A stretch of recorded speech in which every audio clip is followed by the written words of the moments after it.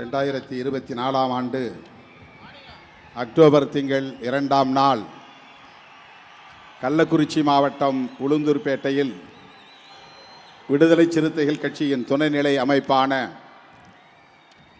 மகளிர் விடுதலை இயக்கத்தின் சார்பில்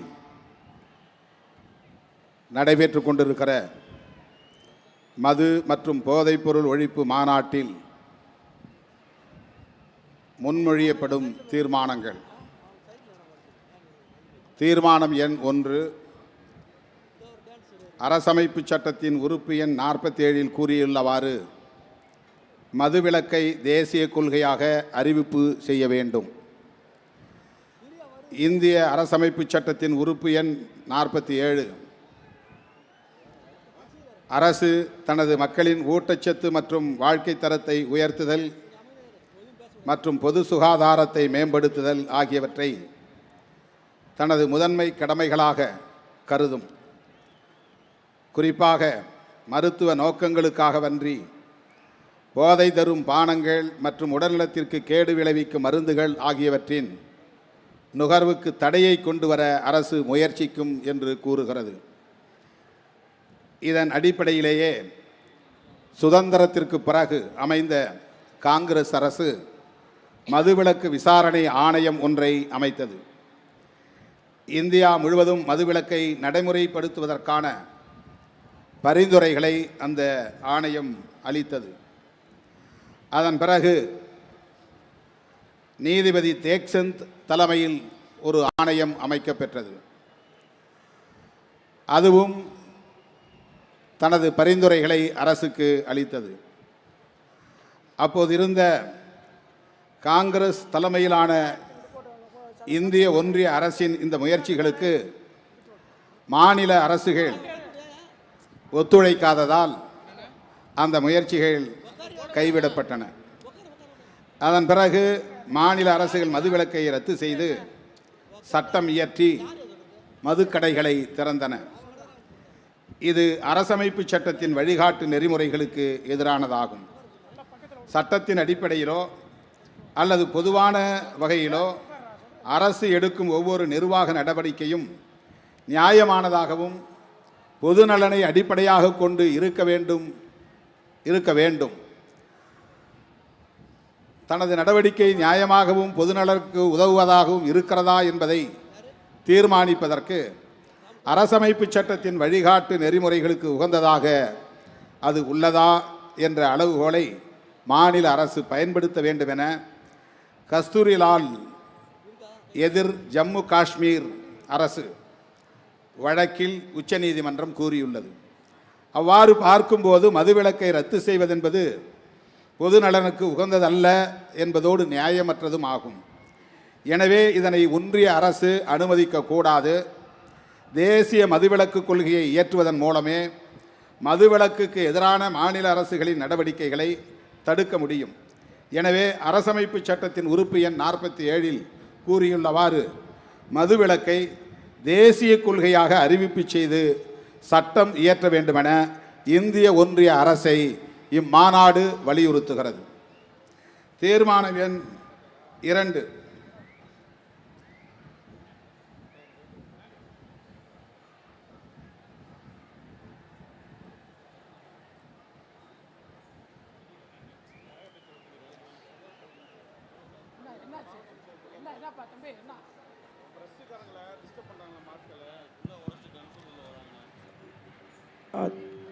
தோழர்கள் பத்திரிகையாளர்களுக்கு தயவுசெய்து மதுவிலக்கை நடைமுறைப்படுத்தும் மாநில அரசுகளுக்கு சிறப்பு நிதி வழங்கிட வேண்டும்.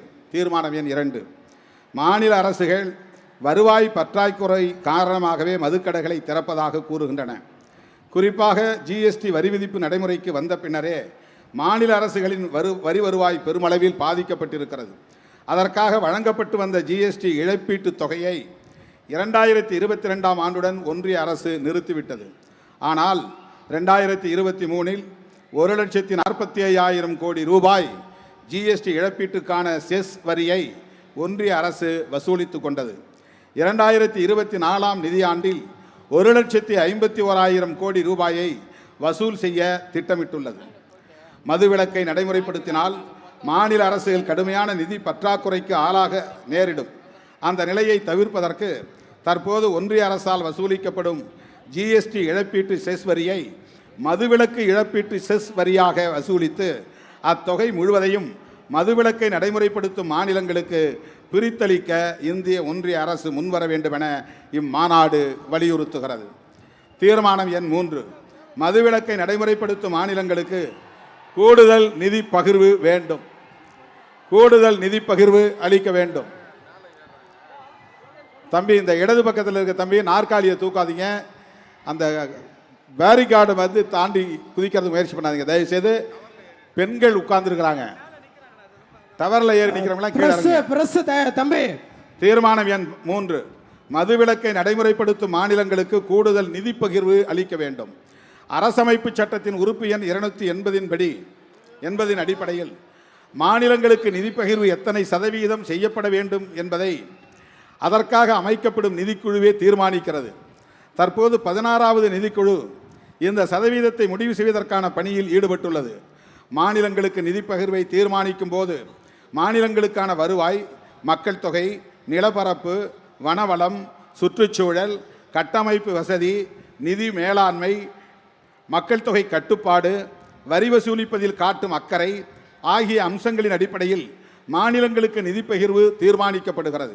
அந்த அம்சங்களோடு மதுவிலக்கு என்பதையும் சேர்த்து மதுவிலக்கால் வருவாய் பாதிக்கப்படும் மாநிலங்களுக்கு கூடுதல் நிதி பகிர்வை செய்வதற்கு 16வது நிதிக்குழுவுக்கு ஒன்றிய அரசு வழிகாட்டுதல் அளிக்க வேண்டும் என்று இந்த மாநாடு வலியுறுத்துகிறது. போதைப்பொருள் நடமாட்டத்தை கட்டுப்படுத்துவதற்கு நிதி உதவி அளிக்கும் திட்டம் ஒன்றை இந்திய ஒன்றிய அரசு செயல்படுத்தி வருகிறது. அதன் அடிப்படையில் மிக குறைந்த நிதியே மாநிலங்களுக்கு வழங்கப்படுகிறது. அதிலும் கூட தமிழ்நாட்டுக்கு ஓரவஞ்சனை செய்யப்பட்டுள்ளது. ஒன்றிய அரசு அளித்துள்ள புள்ளி விவரத்தின்படி 2020-21 ஆண்டில் 20,21,000 ரூபாய் மட்டுமே ஒன்றிய அரசால் தமிழ்நாட்டுக்கு வழங்கப்பட்டிருக்கிறது. மற்ற ஆண்டுகளில் தமிழ்நாட்டுக்கு அந்த நிதி அளிக்கப்படவே இல்லை. தமிழ்நாட்டுக்கு ஆண்டுக்கு குறைந்தபட்சம் 50 கோடி ரூபாயாக இந்த நிதியை உயர்த்தி வழங்க வேண்டும் என இம்மாநாடு இந்திய ஒன்றிய அரசை கேட்டுக்கொள்கிறது. 4, மதுவிலக்கு விசாரணை ஆணையம் ஒன்றை அமைத்திட வேண்டும். 1954 ஆண்டு டிசம்பர் திங்கள் 16ஆம் நாள் இந்திய அரசின் திட்டக்குழு சார்பில் மதுவிலக்கு விசாரணை குழு அமைக்கப்பட்டது. திரு ஸ்ரீமன் நாராயணன் என்பவர் தலைமையில் அமைக்கப்பட்ட அந்த குழு 1955 செப்டம்பர் 10ஆம் நாள் அன்று தனது அறிக்கையை சமர்ப்பித்தது.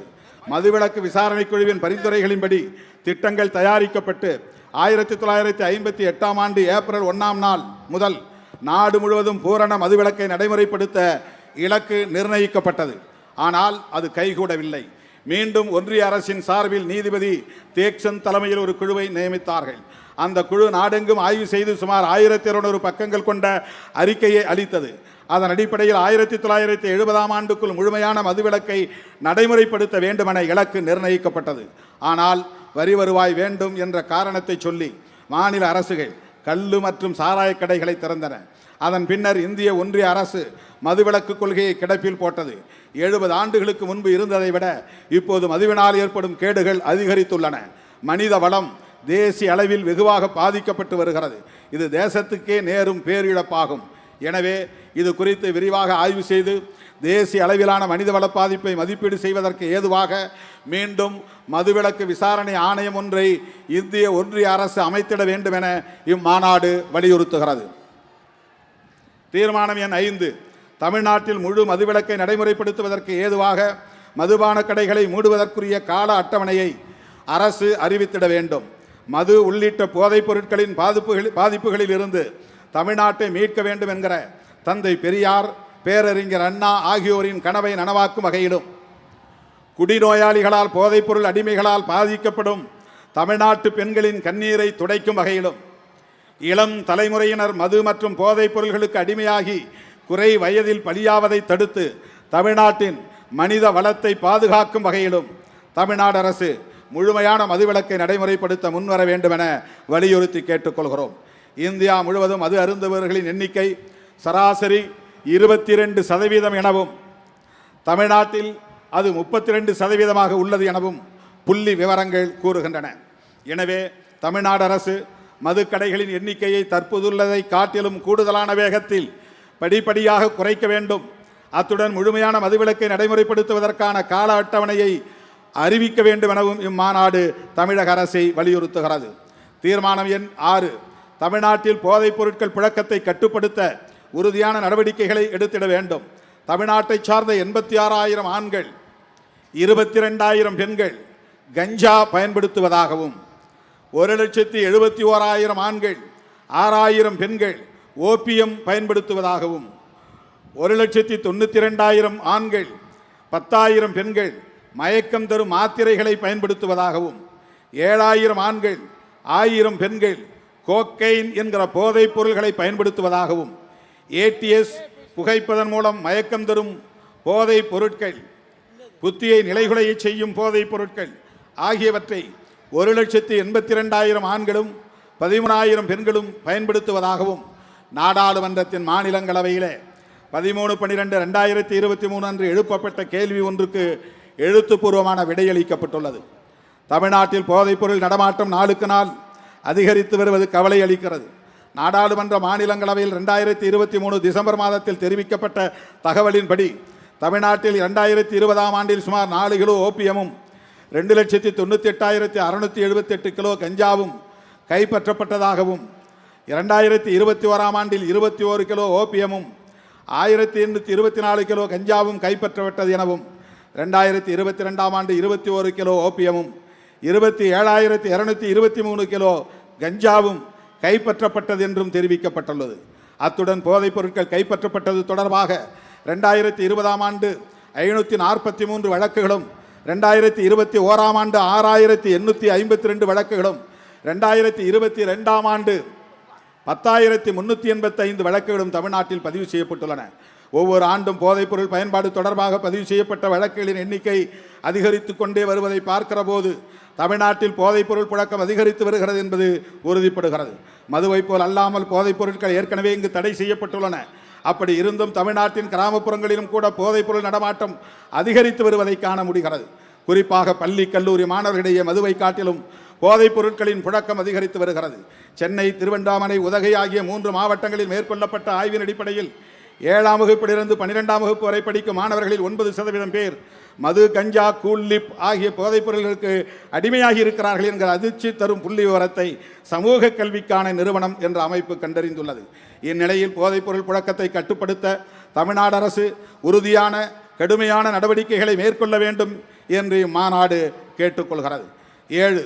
மது மற்றும் போதைப் பொருட்கள் ஒழிப்புக்கான விழிப்புணர்வு பரப்பு இயக்கத்தில் மகளிர் சுய உதவிக் குழுக்களை ஈடுபடுத்த வேண்டும். மது மற்றும் போதைப் பொருட்கள் ஒழிப்புக்கு சட்டப்பூர்வமான நடவடிக்கைகள் எடுத்தால் மட்டும் போதாது.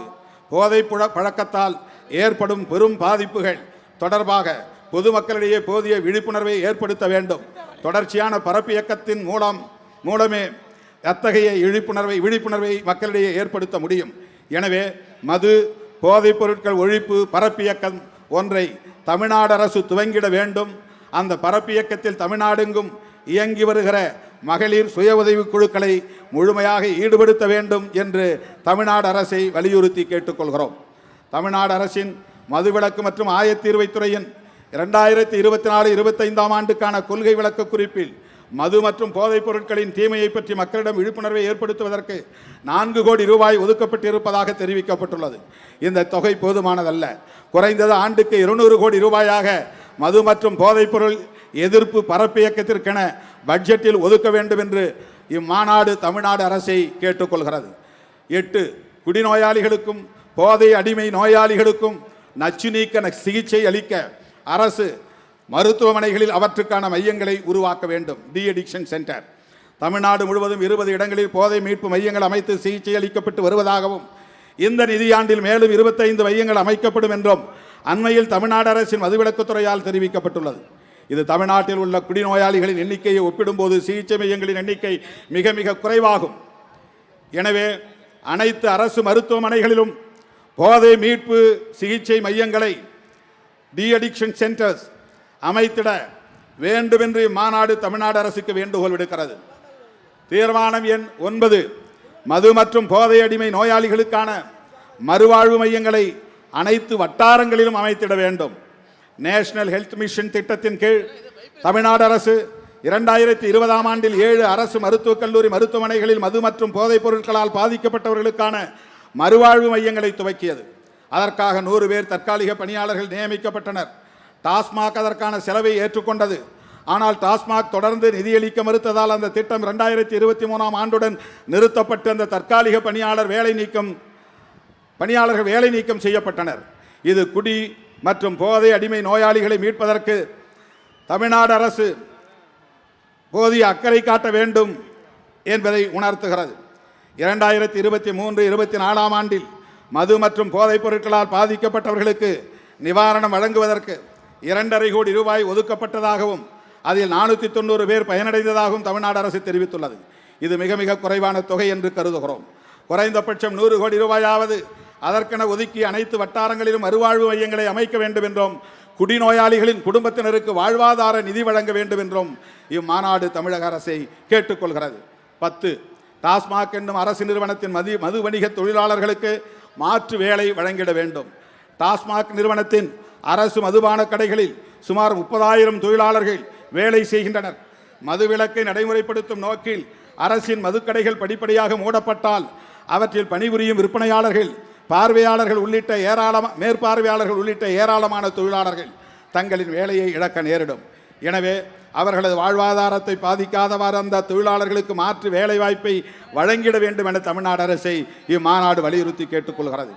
தீர்மானம் எண் 11. தமிழ்நாடு சட்டப்பேரவையில் தீர்மானம் நிறைவேற்ற வேண்டும். மதுவிலக்கை தேசிய கொள்கையாக அறிவிக்க வேண்டும் என்றும் மதுவிலக்கை நடைமுறைப்படுத்தும் மாநிலங்களுக்கு சிறப்பு நிதி அளிக்க வேண்டும் என்றும் 16வது நிதிக்குழுவில் மாநிலங்களுக்கு நிதி பகிர்வை தீர்மானிக்கும் போது மதுவிலக்கை நடைமுறைப்படுத்தும் மாநிலங்களுக்கு கூடுதலாக நிதியை பகிர்ந்தளிக்க வேண்டும் என்று வலியுறுத்தி தமிழ்நாடு அரசு சட்டப்பேரவையில் தீர்மானம் ஒன்றை நிறைவேற்றி அதை இந்திய ஒன்றிய அரசுக்கு அனுப்பி வைக்க வேண்டும் என்று இம்மாநாடு வலியுறுத்துகிறது. கடைசி தீர்மானம். மதுவிலக்கு பரப்பு இயக்கத்தில் அனைத்து தரப்பு ஜனநாயக சக்திகளும் ஒருங்கிணைய வேண்டும்.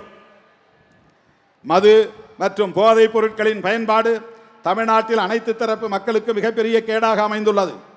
அதனை கட்டுப்படுத்துவதும் தமிழ்நாட்டு மக்களை போதைப் பொருட்களின் அடிமைத்தனத்திலிருந்து மீட்டெடுப்பதும் அரசாங்கத்தின் பொறுப்பு மட்டுமல்ல, அனைத்து தரப்பினரின் முதன்மையான கடமையாகும். எனவே தமிழ்நாட்டு மக்களின் எதிர்கால நலன்களை கருத்தில் கொண்டு மது மற்றும் போதைப் பொருட்கள் ஒழிப்புக்கான பரப்பு இயக்கத்தில் அனைத்து அரசு சாரா அமைப்புகளும், NGOs, அரசு சாரா அமைப்புகளும், அரசியல் கட்சிகளும், சமூக பண்பாட்டு இயக்கங்களும், ஊடகங்களும், இன்ன பிற அமைப்புகளும் தேசத்தின் மனித வளத்தை பாதுகாக்கும் பொறுப்புணர்வோடு தங்களை ஈடுபடுத்திக் கொள்ள முன்வர வேண்டும் என இம்மாநாடு அறைகூவல் விடுக்கிறது. இந்த 12 தீர்மானங்களையும் என் உயிரின் உயிரான விடுதலை சிறுத்தைகளே கைகளை தட்டி ஆரவாரம் செய்து நிறைவேற்றி தருமாறு உங்களை மெத்த பணிவோடு கேட்டுக்கொள்கிறேன். நிறைவேறியதா? நிறைவேற்றி தந்த உங்களுக்கு என்னுடைய நெஞ்சார்ந்த நன்றி. பால பிரஜாபதி அடிகளார் அவர்கள் மேடையில் இருக்கிறார். அவர் வந்ததும் ஒரு வேண்டுகோளை வைத்தார். காந்தி பிறந்த நாள், சுதந்திர நாள், குடியரசு நாள் போன்றவற்றில் மதுபான கடைகளுக்கு விடுமுறை அளிக்கப்படுகிறது. மாண்புமிகு முதல்வரின் கவனத்திற்கு நீங்கள் எடுத்துச் சென்று ஐயா வைகுண்டரின் பிறந்த நாளிலும் மதுக்கடைகளை மூட வேண்டும் என்ற கோரிக்கையை விடுத்தார். அதையும் 13வது தீர்மானமாக விடுதலை சிறுத்தைகள் கட்சி இங்கே முன்மொழிகிறது. அந்த தீர்மானத்தையும் நீங்கள் நிறைவேற்றி தர வேண்டும் என்று கேட்டு நன்றி கூறி முடிக்கிறேன்.